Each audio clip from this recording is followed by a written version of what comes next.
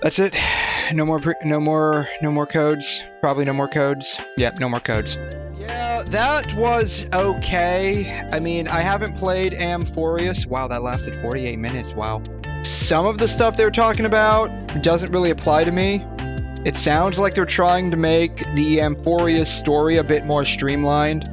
That way, I guess it doesn't take like 10 hours to get through. Sucks that banners, like, we're not getting more reruns. So we're getting Yun Li in Phase 1 and Ho Ho in Phase 2. I was hoping for more reruns than that because I'm looking forward to trying to get Sparkle, but alas, that's where it's at. I would say this patch is probably going to be something of a skip for me entirely. I'm not interested in Tribby. I'm not interested in fake Archer Gilgamesh. Looking forward to Divergent Universe.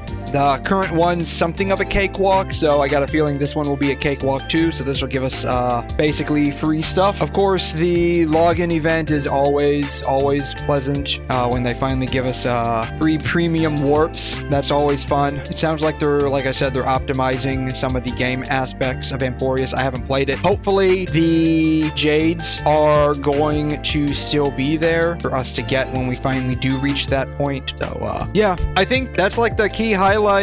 Low-key a bit disappointed in how, like, high fantasy it sounds like Amphorius is. I like the science fiction aspects of it, so it could very well be that Amphorius ends up being one of my lowest rated stories. Lawfu veered off a bit with the science fiction aspects of it, but it didn't go too far. You could still justify a lot of the stuff as being like post-high civilization science fiction. But it sounds like Amphorius with the whole like demigod thing. Depends on how they approach it. If it's like someone becomes a demigod by getting like a bunch of nanomachines injected into them, like if that's explored in the story, it might not be so bad. But if it's just straight up, yeah, where these people become like literal half-god people by doing the trial, that's like kind of disappointing. That's like mid-key disappointing because I enjoy the science fiction aspects of Star Rail, and if they start veering off too much, then it's just gonna kind of being just another high fantasy story that just so happens to be set in space. So hopefully that isn't the case, but you know, it's kind of where it's at, sadly. Anyways, I'm gonna get back to doing Wuthering Waves now, I guess.